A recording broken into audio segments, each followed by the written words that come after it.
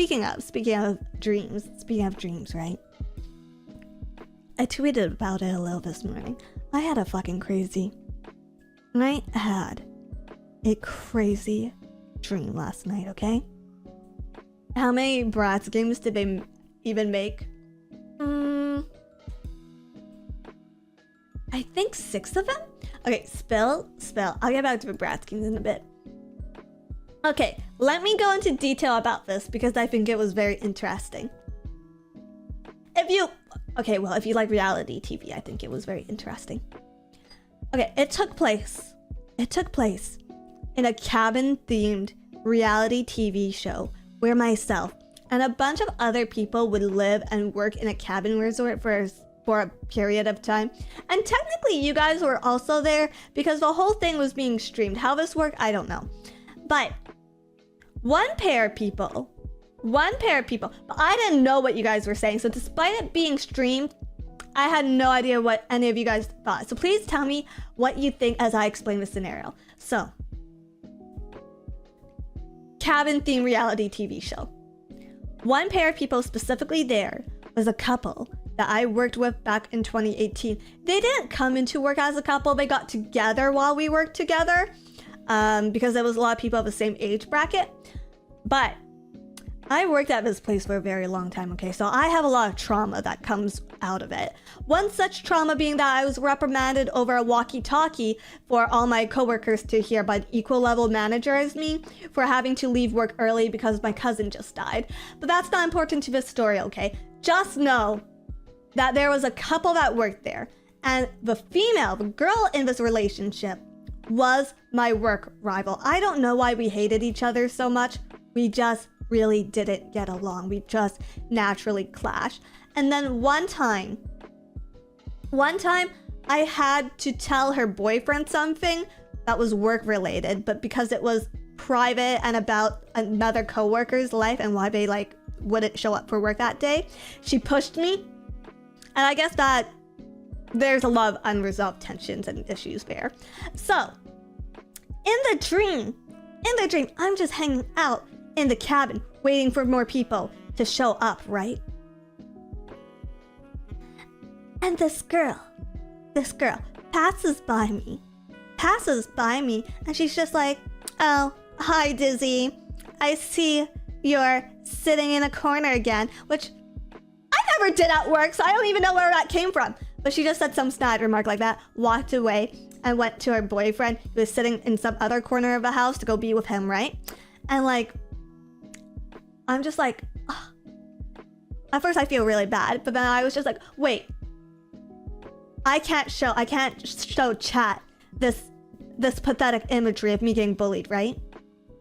And so I get up to go use the washroom, or I get up to go confront them, but I kind of pussy out and decide to just make it look like I'm going to the washroom. But as I'm going to the washroom, I turn to her and her boyfriend, and I say, "By the way, insert name here of girl I hate. I was always prettier than you."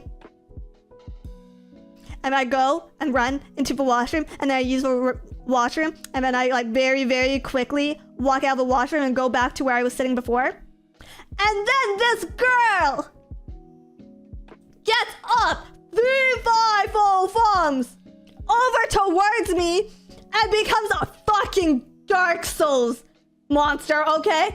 She's got the fucking monster hunter fucking powers right here, and she just starts swinging at me like a boss fight, unironically like a boss fight. So I have to start fucking dodge rolling. I start dodge rolling. I start hitting her. I somehow defeat this evil beast, but I kill her in the process. All while her boyfriend watches. And then I'm freaking out because I'm just I'm gonna get arrested. I just killed someone. Oh my god, I just killed someone. And it's all on camera and there's a witness, right? And so I get pulled into the TV agency's office, right? I get pulled into the TV agency's office, and they sit me down, and they're about to reprimand me, and then I'm just like, I was getting workplace harassed. I was getting bullied. It's all caught on footage. Everything I did was in self-defense. I will sue the network, and I will sue her, and I will sue her little boyfriend too.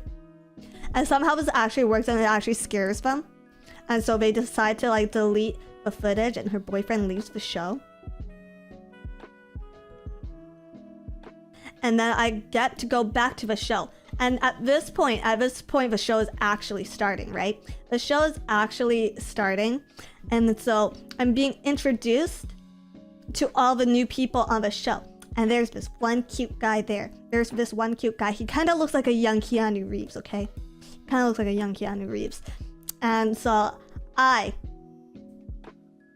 put on my big girl pants and go sit next to him. But then I'm also wearing a skirt in my dream. So my skirt is a little too short. And so for some reason in this dream, I am able to see myself from behind. So I realize that my skirt is a little too short. And the world can see my panties now. I guess like in my dream, the camera was back there. So you all see my panties. But this guy was nice enough to cover my butt. For the camera. He was nice enough to cover my butt. And I was like, ah, a prince! Ah, a prince! A prince! And so, in the dream, things escalate very fast, and we start talking and holding hands, but that's when he reveals that actually this entire time he's known I was Dizzy Dokuro. And I am mortified. And I am mortified. And then he quotes one of my hand cam streams. He quotes, oh, and not only that. So how I start talking to him, right? How I start talking and getting to know this guy is we all had to like bring in something about us and reveal like what we do for a living, kind of, for a reality TV show, right? And he is a self-insert Haikyuu doujinshi author. And it's not even BL. It's not even BL. He writes a doujinshi. This is so specific. He writes a doujinshi that takes place after the initial timeline of Haikyuu, where like he goes to Karasuno, whatever the main school is called. Maybe it's Karasuno. He goes to whatever the main Haikyuu high school is called, and is one of the new freshmen on the volleyball team. And it's all about like him going through school, and he's just like, yeah, actually, like, I think the first volume turned out really well, so I might continue this. And I was already cringed out about that, but I was just, you know, he was so charming when he covered up my butt for TV, right? So I was just like, okay, you know what? I can work with this. I can make peace with a guy who like writes self-insert Haikyuu doujinshi for a living. Like, I can totally make peace with that. I'm a VTube. Except he was also a lovebug. It was a whammy. It was a 2-for-1 combo. It's a wham, a pow, both of it. And then he started quoting streams. He started quoting streams. And it was so bad. It was so painful. It was so painful to remember shit I said on stream that I woke up.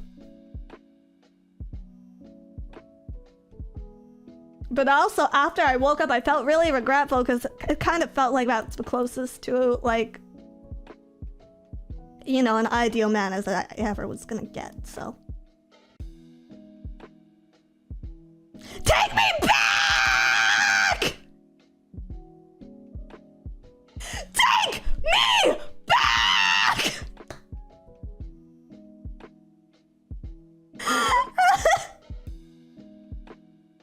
Don't wake me up! And I'll see you then. I'll miss you till next time, okay? Bye!